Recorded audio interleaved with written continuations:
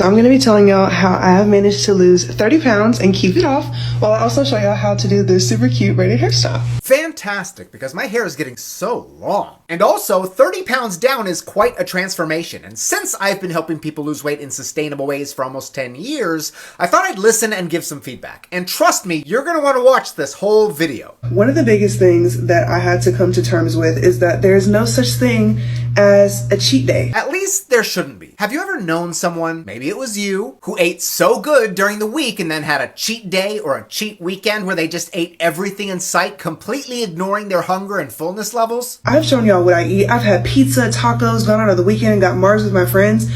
I feel like it's more important to have everything in moderation than to restrict myself and say, no, Driana, you can't have carbs, you can't have this, you can't have anything sweet, anything fun, no alcohol, because then I'm just going to get discouraged and I'm not going to want to keep doing this fitness journey if I can't have any of the things that I actually like to eat. You are 1,000% correct. Cheat days are often used to completely binge eat past your limits with the self-promise that I'll get back on track tomorrow. Not only can permitted binge eating like that pull you out of a calorie deficit, which is an issue if you're trying to lose weight, it can also damage your relationship with food by reinforcing the idea that fun foods are bad. The very term cheat meal suggests that you're doing something wrong, and there's nothing wrong with eating foods that you like as long as you're not overeating them. So instead of giving yourself one day to eat all the foods, give yourself unconditional permission to eat any food, anytime. By doing that, you take back the control that food has had over you for such a long time. I also realized that it matters when you eat your biggest meal, so now I've started eating my biggest meal around lunchtime instead of dinner. I'd say this is more personal preference. Some people may find they get hungrier in the morning and prefer a bigger meal then.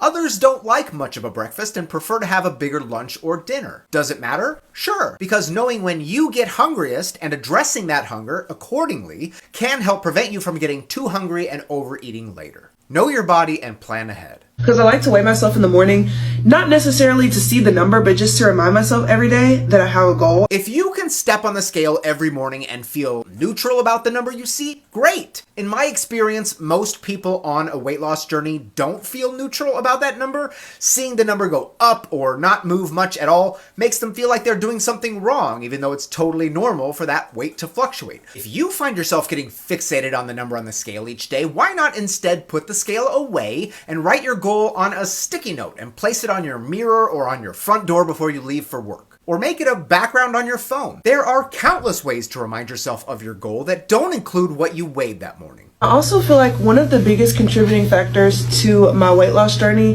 has been my workout split between weightlifting and running. Similar to earlier, this is really going to be personal preference. Take into consideration your goals and what you like to do. Find a type of exercise that you enjoy. If you like it, you'll do it more often, and consistency is the most important thing.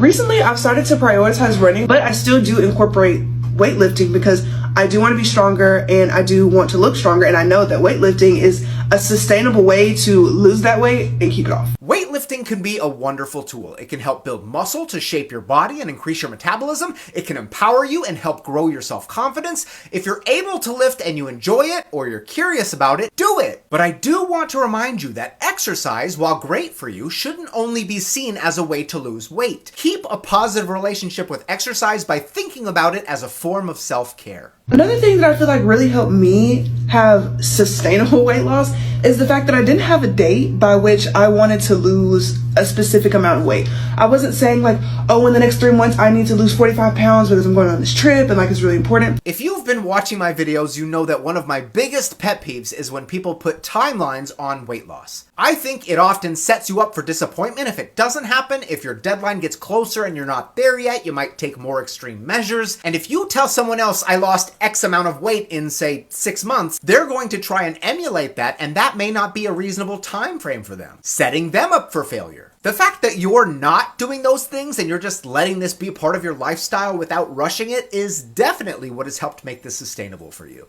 For me, it was just kind of like, I'm not really liking the way that my body looks and I really want to make a sustainable change, so whenever it happens, it happens. Some people are going to disagree, but I think it's okay to want to change your body some as long as you respect and appreciate the body you currently have at the same time. If you can gently say, I'm not comfortable in the skin that I'm in, so I'm going to make some sustainable lifestyle choices that could lead to change, that's a reasonable and healthy mindset to be in. And the last thing is that I have a lot of accountability. So a lot of y'all are friends with me on Apple Watch, and y'all will send me challenges, and just seeing other people work out through the day, seeing what workouts they've done throughout the day, how many calories they burn, helps me out a lot. But I can understand that some people can be really sensitive to that and it can make them feel worse and not better. So just kind of find somebody that you can use as your accountability partner. And if you want it to be me, it can be me. Literally send me a DM on Instagram and I will be your accountability partner every single day.